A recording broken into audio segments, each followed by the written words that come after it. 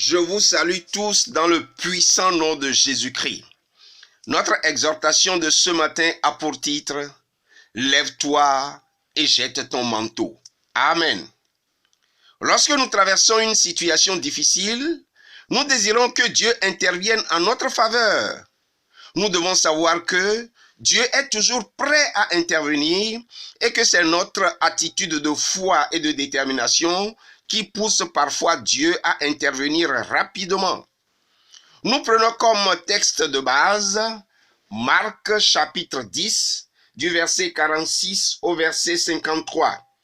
Il est écrit: Ils arrivèrent à Jéricho, et lorsque Jésus en sortit avec ses disciples et une assez grande foule, le fils de Timée, Bartimée, mendiant aveugle, était assis au bord du chemin. Il entendit que c'était Jésus de Nazareth et il se mit à crier: « Fils de David, aie pitié de moi !» Plusieurs le reprenaient pour le faire taire, mais il criait beaucoup plus fort: « Fils de David, aie pitié de moi !» Jésus s'arrêta et dit: « Appelez-le. » Ils appelèrent l'aveugle en lui disant: « Prends courage, lève-toi, il t'appelle. » L'aveugle jeta son manteau et, se levant d'un bond, vint vers Jésus. Jésus prenant la parole lui dit: « Que veux-tu que je te fasse ?» « Rabouni, lui répondit l'aveugle, que je recouvre la vue. Et Jésus lui dit: « Va, ta foi t'a sauvé. » Aussitôt, il recouvra la vue et suivit Jésus dans le chemin. Amen. Nous allons aborder 3 points dans cette exhortation. Le premier point, quelle était l'attitude de Bartimée? Le deuxième point, quelle était la valeur du manteau dans la vie de Bartimée? Et le troisième point, quelle est ta situation ce matin? Amen. Nous commençons par le premier point, quelle était l'attitude de Bartimée? Jésus arriva à Jéricho avec ses disciples et une assez grande foule. À la sortie de la ville de Jéricho, il y avait un mendiant aveugle nommé Bartimée qui était assis au bord du chemin pour mendier. Lorsqu'il entendit que c'était Jésus de Nazareth qui passait, il se mit à crier à haute voix disant: « Jésus, fils de David, aie pitié de moi. » Certainement, Bartimée avait déjà entendu parler de Jésus. En d'autres termes, il avait déjà reçu la révélation de Jésus et de ce que Jésus était capable de faire.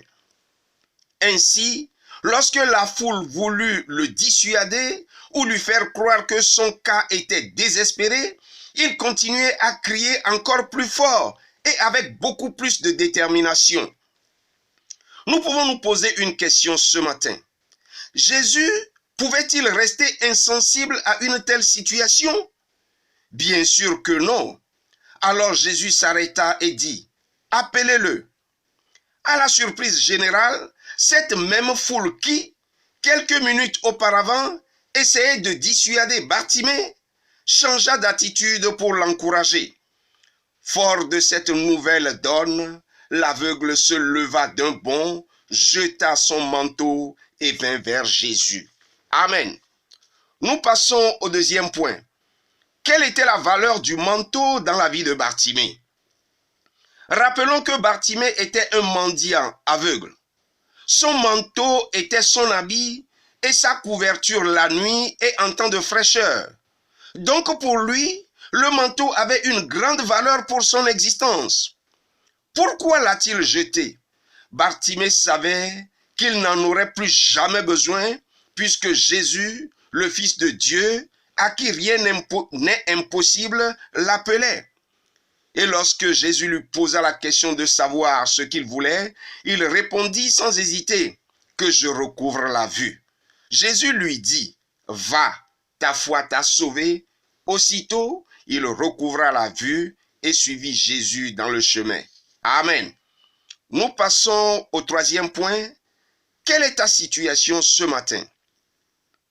Le même Jésus qui a guéri Bartimée hier est là ce matin. Plus sous une forme physique, mais sous une forme spirituelle dans sa parole. Es-tu déterminé à sortir de ta situation ou à recevoir ton miracle aujourd'hui, alors commence à crier et que ton entourage ne te dissuade pas. Quel est ton manteau auquel tu es attaché et que tu dois jeter pour obtenir ton miracle? Jette-le maintenant, il ne te servira plus à rien. Ton manteau peut être un péché, un vice, un bien mal acquis, une position sociale, une idole, et que sais-je encore? Lève-toi maintenant et viens. C'est Jésus lui-même qui t'appelle. Amen. Que Dieu bénisse sa parole ce matin et qu'il vous bénisse tous également. Merci et à très bientôt. Amen.